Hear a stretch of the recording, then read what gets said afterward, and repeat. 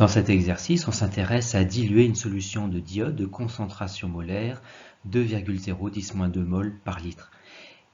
Et on s'interroge à chaque fois sur le choix de la fiole et de la pipette jaugée à utiliser pour réaliser une dilution en particulier. Dans cette première situation, on souhaite préparer 50 ml de solution à 2,010-3 mol par litre.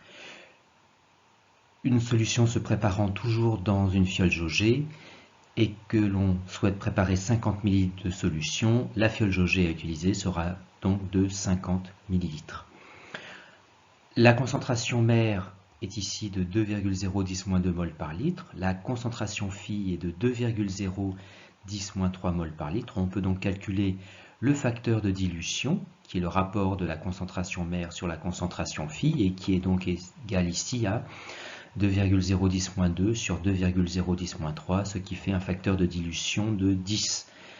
Il y a donc une dilution par 10 entre la solution mère et cette première solution S1 à préparer. Or, le facteur de dilution est aussi égal au rapport du volume de la fiole sur celui de la pipette. On isole le volume de la pipette dans cette formule, qui est donc égal au volume de la fiole sur le facteur de dilution. Et donc ici, un volume de pipette qui est égal à 1/10 de 50 ml, le volume de la fiole, ce qui fait un volume de pipette de 5 ml. Dans la deuxième situation, on utilisera donc, pour préparer les 100 ml de solution, une fiole de 100 ml. De la même manière, on calcule le facteur de dilution, qui est égal ici à 2,010-2 divisé par 1,010-3 mol par litre, la nouvelle concentration phi, ce qui fait un facteur de dilution de 20. Le volume de la pipette représente donc un 20e du volume de la fiole, c'est-à-dire 100 ml sur 20, ce qui fait une pipette de 5 ml.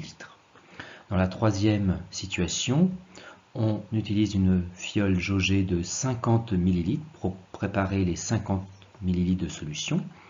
Le facteur de dilution, cette fois-ci, est égal à 2,010-2 divisé par 4,010-3, ce qui fait un facteur de dilution de 5.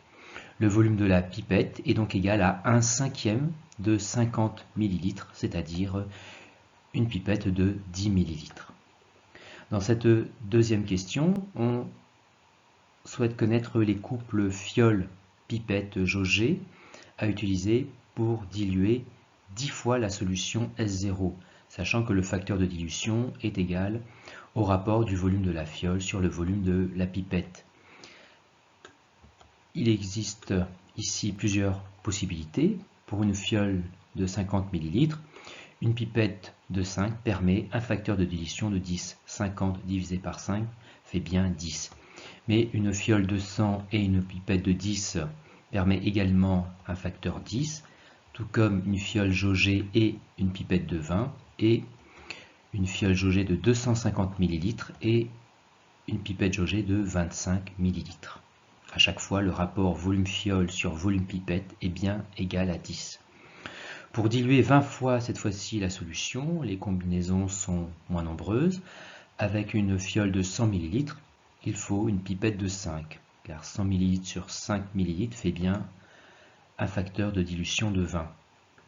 Avec une fiole jaugée de 200 et une pipette de 10 ml, on réalise également un facteur de dilution de 20. Et enfin, pour diluer 50 fois la solution S0, une fiole jaugée de 50 est à utiliser avec une pipette jaugée de 1 ml. 50 ml divisé par 1 ml font bien 50.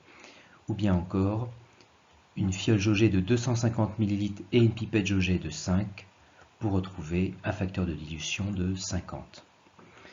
Et enfin, dans la troisième question, on souhaite calculer la concentration phi lorsqu'on utilise une pipette jaugée de 10 ml pour prélever la solution mère et que l'on prépare la solution phi dans une fiole jaugée de 250 ml. On calcule donc le facteur de dilution connaissant les contenances de la pipette et de la fiole, ce qui fait 250 ml sur 10 ml, soit un facteur de dilution de 25. On dilue donc ici 25 fois la solution S0, c'est-à-dire que la concentration phi est égal à la concentration mère divisée par 25, le facteur de dilution, c'est-à-dire ici 8,010-4 mol par litre.